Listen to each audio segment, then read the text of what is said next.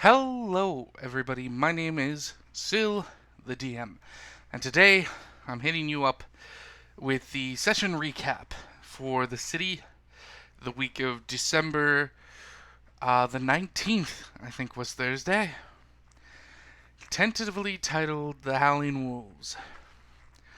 So, picking up where we left off, our party, hurt and out of spells, proceeded to take a short rest, not running to risk staying where they were for too long, in case the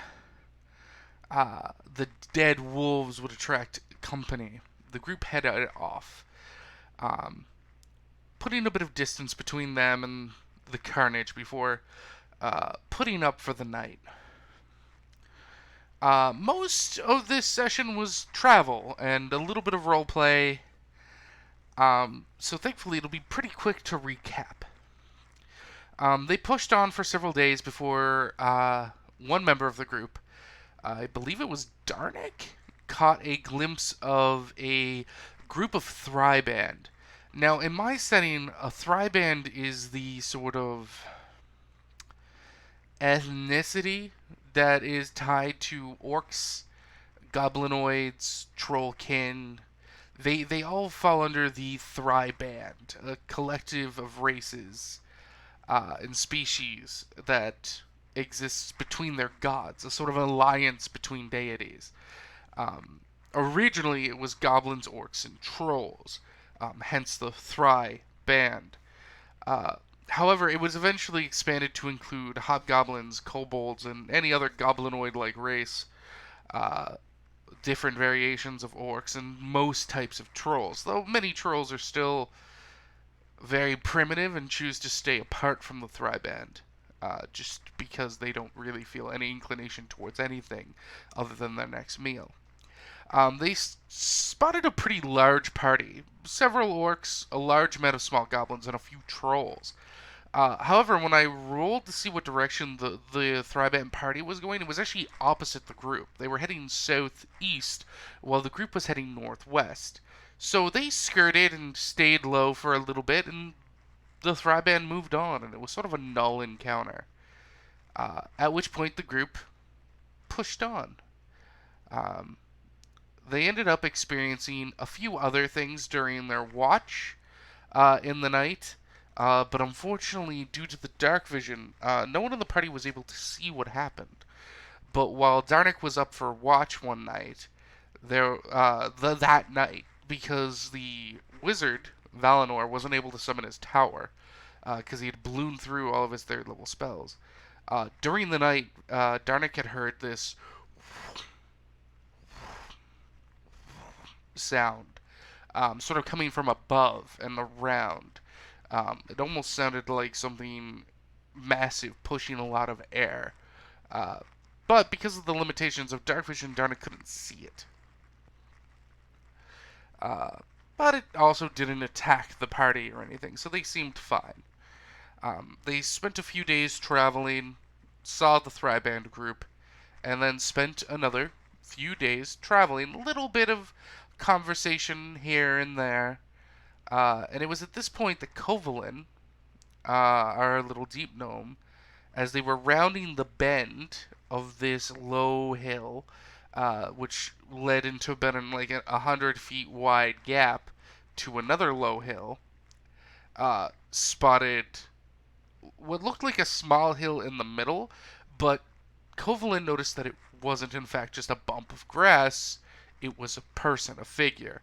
And suddenly they were face to face with this frost giant, uh, which ended up taking the rest of the encounter and most of the session. I'm gonna double check my notes, but I don't. We had sort of a late start this session because one of the players ended up being uh, 30 minutes late. Oh no, there was one other thing we did. All right, sorry, I did forget something in my notes. I was like, there's no way we got to the frost giant that quickly. I know something else happened. Very good. I'm glad I checked my notes, or I might have forgotten. So, scratch, hit the pause button on the giant, use your click remote given to you by Christopher Walken, rewind, uh, After dealing with the Thryband party and just sort of avoiding it, the group spent another several days and ended up actually seeing a person crossing the wilds on their own. And the party was, for the most part, inclined to just let them pass and not want to fuck with them at all.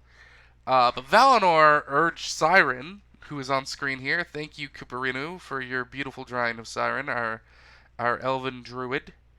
Uh, who is, by the way, the photo of today's campaign, because he is dead to us. And this is a memorial episode. So, you know. Rip Siren. Uh, Valinor pushed Siren forward, wanting to interact with this NPC. Who was a black-skinned elf. Bald, maybe a half-elf. It was kind of hard to tell. He had elfy ears, but they weren't, like, super elfy. But the fact that he was bald with no facial hair, it's kind of hard to tell if he's an elf or a half-elf. Wearing this long black cloak with these two large white circles on the inside of the cloak. Um, More like ovals than circles. And just sort of like hide gear, not too unlike what Siren's wearing, or at least designed similarly. At first, the figure was hesitant when interacting with Valinor, especially when the rest of the party came up. But once the rest of the party began introducing themselves proper, pulled into this by Valinor, the figure introduced itself as Koga, which I was extremely proud of. Several party members remembered the character, which is great because they didn't even interact with the character. They saw him in a completely different form and asked about him, and another NPC just told them about him. And the fact that they remembered that detail was really cool to me. Um, I believe this was covered in the campaign catch-up, so it might have been a detail that was skipped for the sake of brevity. But Koga is well known as the Pod Lord. He is a druid, people believe, who has the ability to transform into a orca, a killer whale. And he is sort of like the alpha orca within the pods over by Wharf, which is well on the other side of the continent. Um, like, the continent is quite wide, and the party is slowly moving northwest. There's a reason this is a 3-month journey. They traveled to Wharf, and it took about 2 months on foot. Um, but traveling to Stockton is like literally going in diagonal to the opposite side of the continent. Um, it's quite a distance, and the continent is quite large. Um, but they were very excited to meet Koga because they remembered seeing him in his whale form, this massive orca, which had a lot of funny interactions with Kovalin, uh, whose character, of course, doesn't know what a whale is. And when Kovalin found out it had something to do with something very big in the ocean that could hold its breath for a very long time, Kovalin also was like, nope, don't want to know what it is. It was a very fun interaction. I've never really gotten to play Koga before. Any other group that's ever been around Koga never really took the time or just had the natural chance to interact with him. So it was fun getting to play him, and he spent a little bit of time talking to the characters. He explained that many of the whales migrate from the waters of the inner sea, where Wharf is, to the waters of Stockton towards the middle and late summer, early fall months, because there is a sudden bloom of very intense phytoplankton there. Something that draws a lot of the things the whales eat. It becomes sort of a feeding frenzy in that part of the world for about a month. And the whales make this journey and do their breeding along this pathway and then return back to raise their children in their more traditional home waters. And by the time the children are rearing and ready to go, they make the journey the next time around. Uh, and he explained that he just prefers walking the distance. It's like a ritual he does, a pilgrimage. He doesn't need to. It's heavily implied that it's even quicker to swim the distance, thanks to channel ways and currents that he has access to in whale form. But he just likes doing it.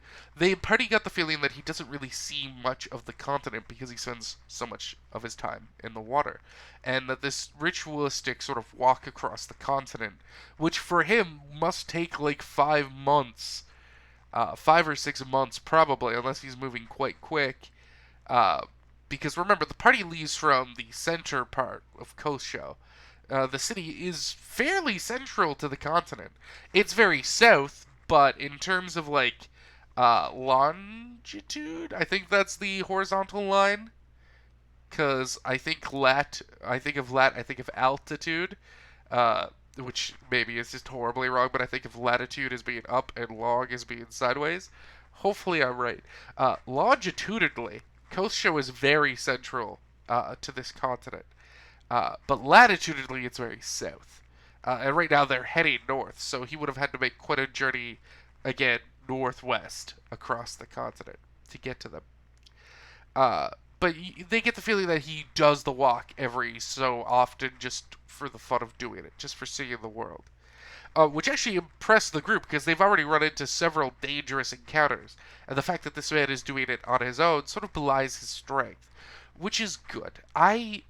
This annoys some players of mine, but I make sure my world is populated with very powerful characters because it's a really fucking big world.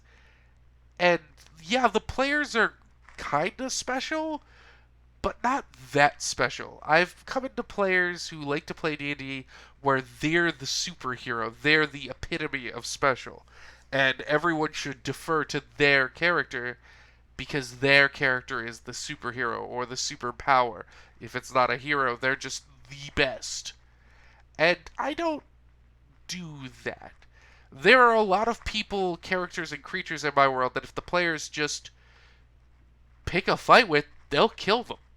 Or defeat them, at least. Handedly. Almost without effort. And some players, like, view that as a challenge. I've had people just be dicks to NPCs. And I'm like, why are you doing this? He's like, he's treating me like I'm not shit. Why am I going to care what he does? He's like, he doesn't know you. You're not shit to him. And I'm glad that this party didn't have that moment with Koga. I've definitely had parties who, upon meeting Koga, probably would have got more intimidated by the fact that this lone person was doing what they were having a hard time doing as a group, and probably would have gotten like really aggressive with him.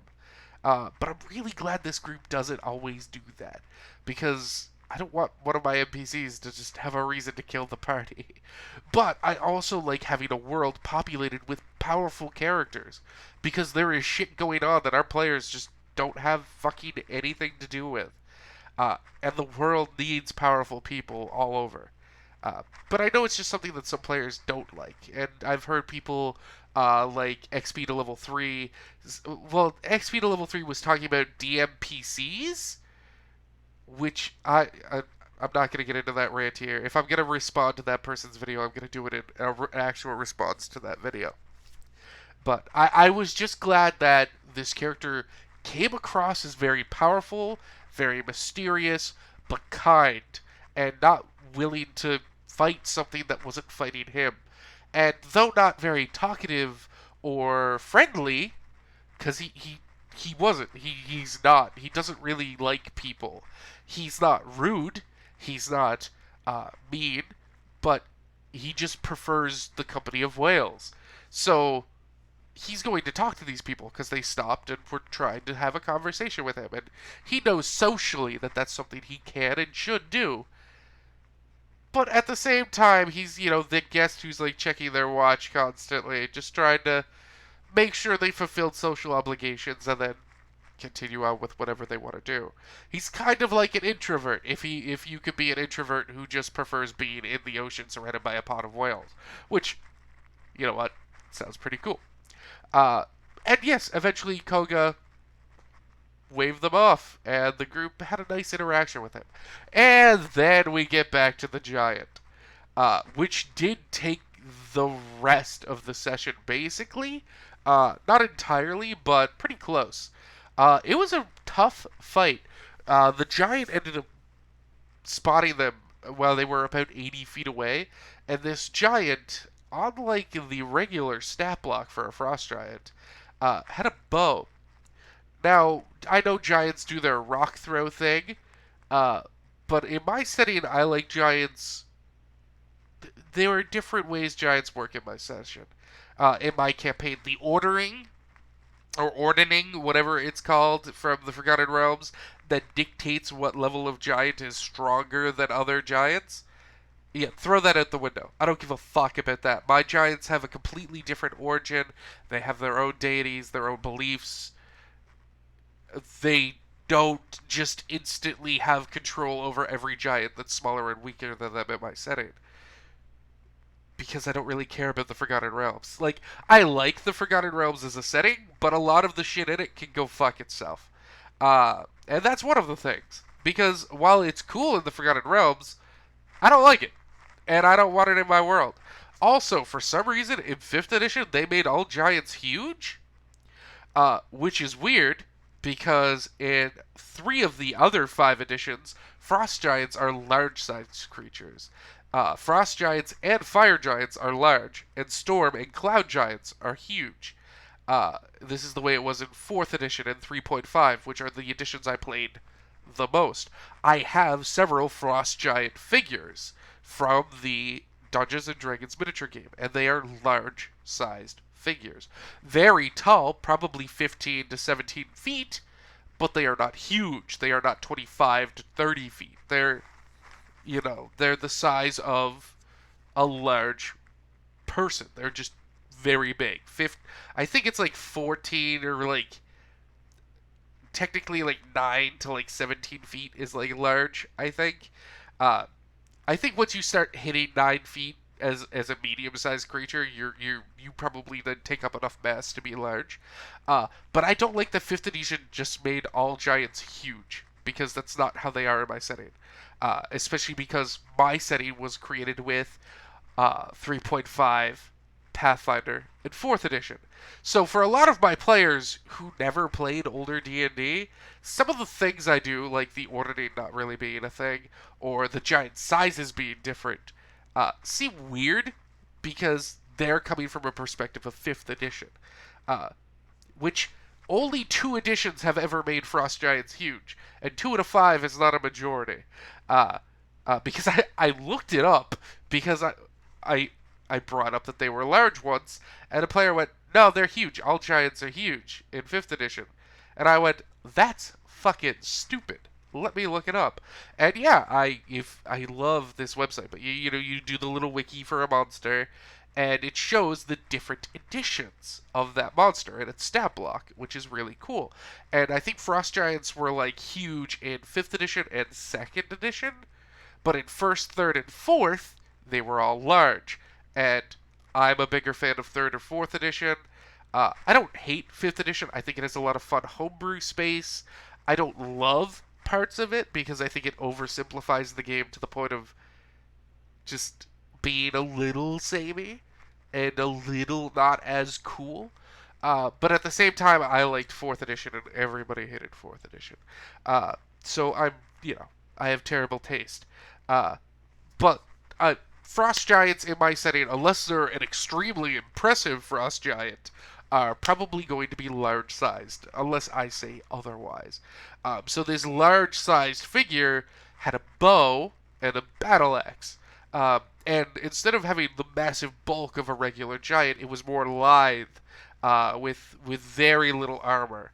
And it instead was sort of built for camouflage with this long blonde cloak that seemed to be made of the same grass that covers the hills, which was why the rest of the party just thought it was a hill. It's a scout. It was a frost giant scout. So the combat opened, and the scout ended up killing Siren and Valinor's horse because some of the horses had died previously. Everyone was doubling up now, and I wasn't trying to be mean to the horses, though Levy's player was quite put out with me. I rolled to see who he would attack first, and it hit the horse, and the horse died. And then we entered the fray properly.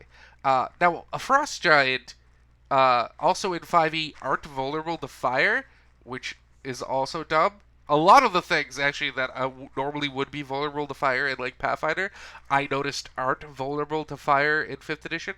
It looks like they're really hesitant to give things vulnerabilities, uh, probably because it's very abusable.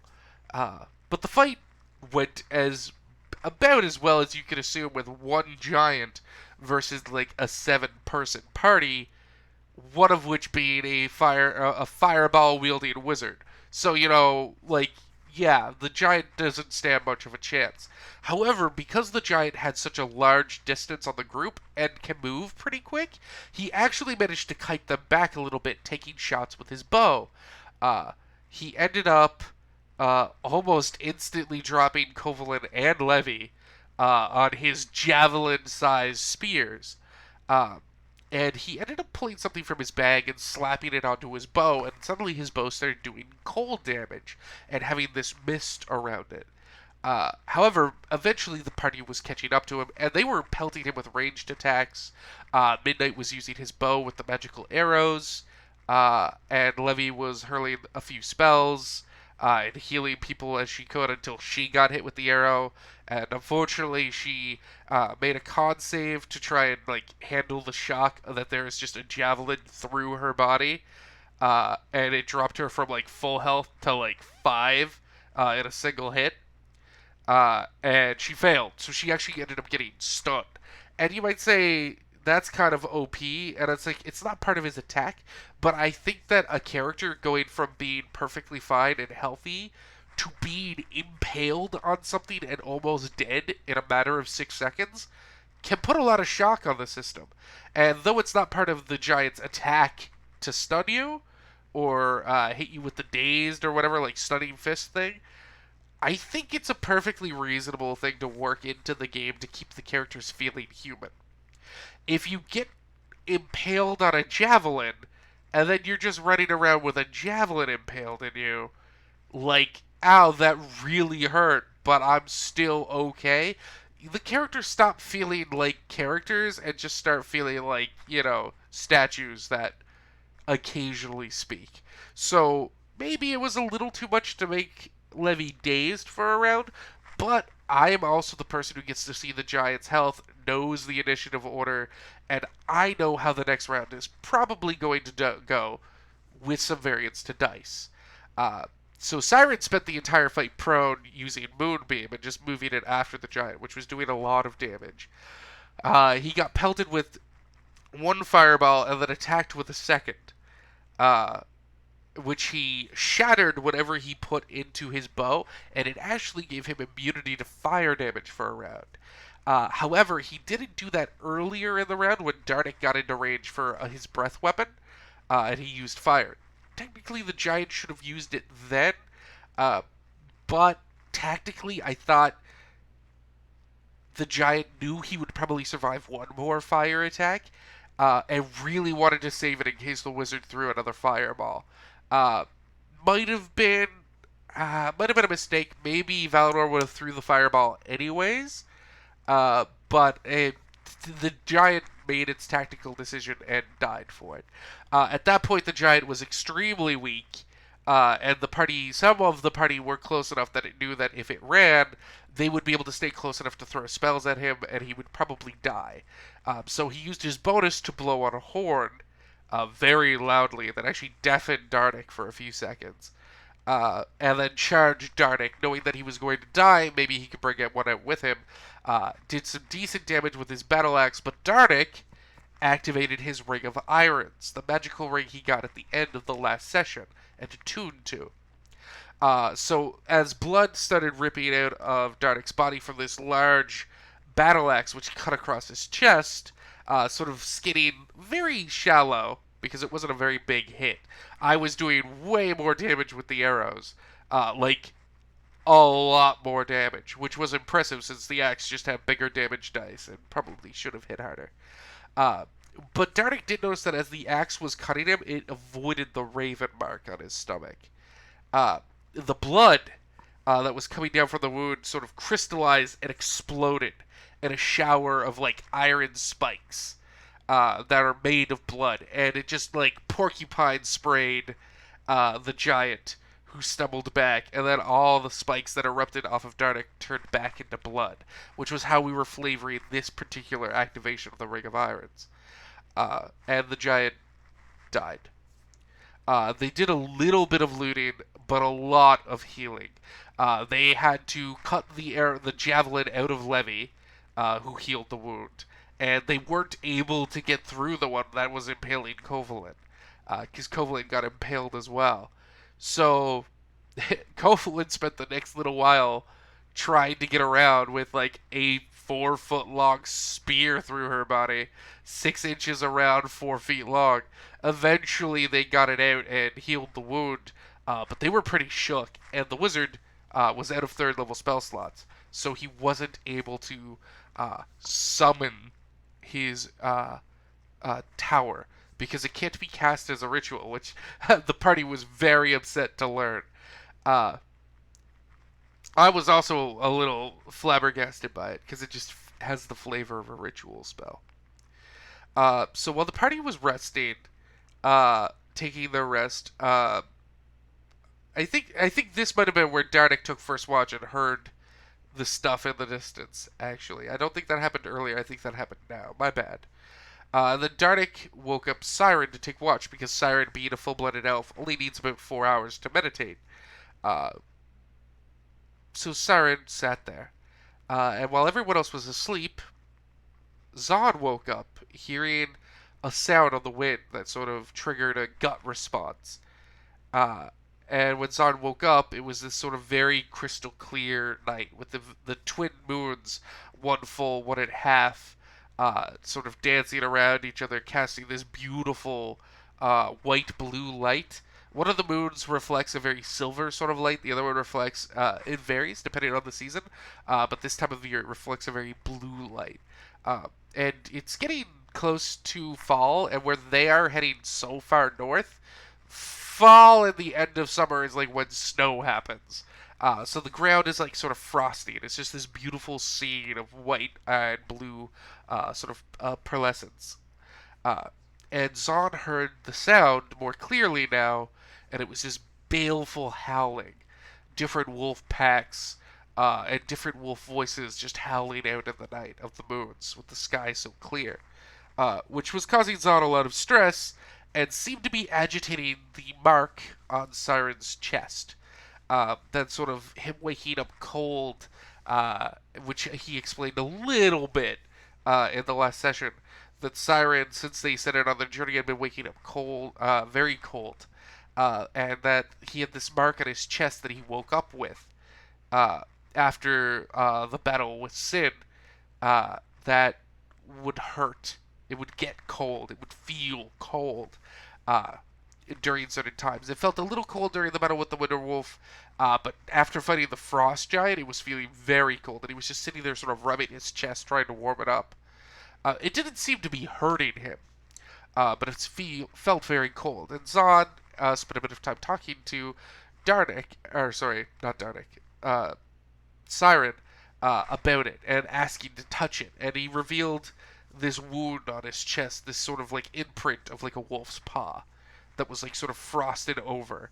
And when Zod touched it, his fingers froze to it. And in the act of pulling his fingers off, it sort of ripped the skin off, and he actually took like 10 points of cold damage. I rolled like max damage. Zod was sort of freaked out by all this, asking Siren about his dream. And Siren explained how there were some wolves and giants. And he didn't get too specific because, again, Siren wasn't there. So I wasn't trying to say anything that I think Siren would have wanted to keep quiet. But he just sort of explained that there were these wolves, and he could see giants in the distance, and it was cold and dark. And Zod pressed about one of the wolves marking him, and he was like, "Oh no, no, no! This wasn't one of the wolves. There was a dude there." And Siren explains that there was a human or an elf-looking figure with a wolf's tail, and that it had come up and pressed its hand to his chest, which led to like 4 minutes of titty squeeze jokes. And it left this wolf-like imprint.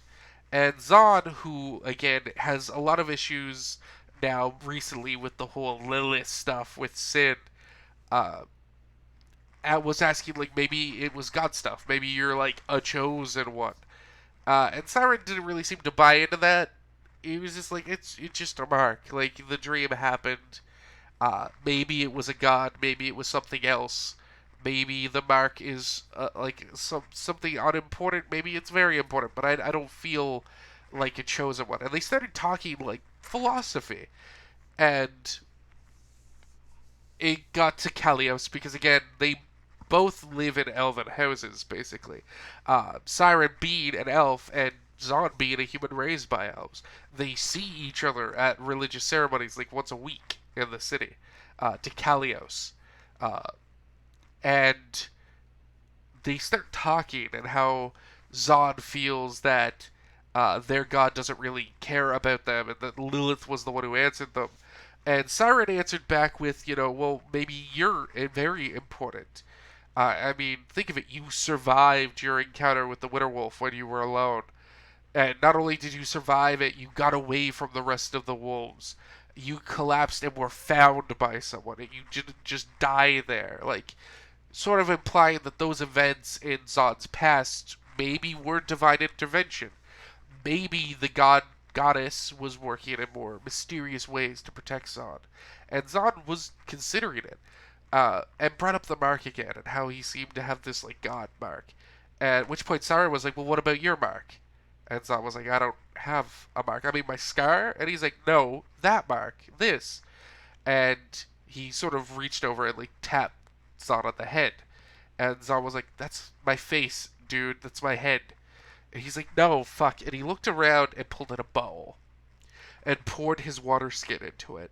Let the water go still. He's like, here, look at your reflection in this. Uh, and Zod, feeling a little weird, took it and looked at the reflection. And the moons eventually cast enough light and it stilled that Zod could sort of see himself. And at first it was just his face. And then he turned his head and he could see this sort of neon, vibrant pink light through his hair.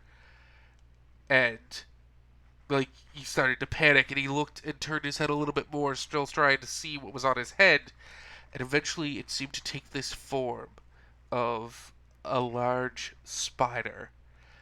And that's when Zod woke up, and everyone else was awake and eating their breakfast and just going about their business, prepping for the day. And Zod woke up panting, sort of panicked, looking around, very confused. And everyone noticed and asked what was wrong, and he was talking to Siren, and everyone looked at Siren. He's like, the watch was quiet. I was just up alone. Zod never woke up. And Zod brought up the wolves, and Siren was like, yeah, there was wolves, but like they were really far away. It wasn't something I thought I needed to wake anyone up for. And Zod was like freaking out and explained the vision and the dreams, if that's what it was. And Midnight came over with Darnik, and they sort of started looking in Zod's hair. And they did start noticing these large black lines, almost like a birthmark. But with so much hair, it's kind of hard to make any of it out. But the group was a little shook, especially Zod, and that's where we ended that episode. And we're going to be back in the new year, I believe. I think the next session of the city campaign is in the new year. I'm not positive. It's either in the new year or like the 29th or some shit. I have no idea. I just show up and run the game. I want to thank everyone for coming by. Siren, you're still dead to me, you son of a bitch. For rather spending time with your family up in the mountains than being with your loving friends playing D&D. How fucking dare you? If you have any questions, comments, please leave them below. Hit that like button. Share with friends if you're enjoying the campaign. And again, if you have questions, ask. I'm happy to interact, though I won't spoil anything for my players. Have a great day.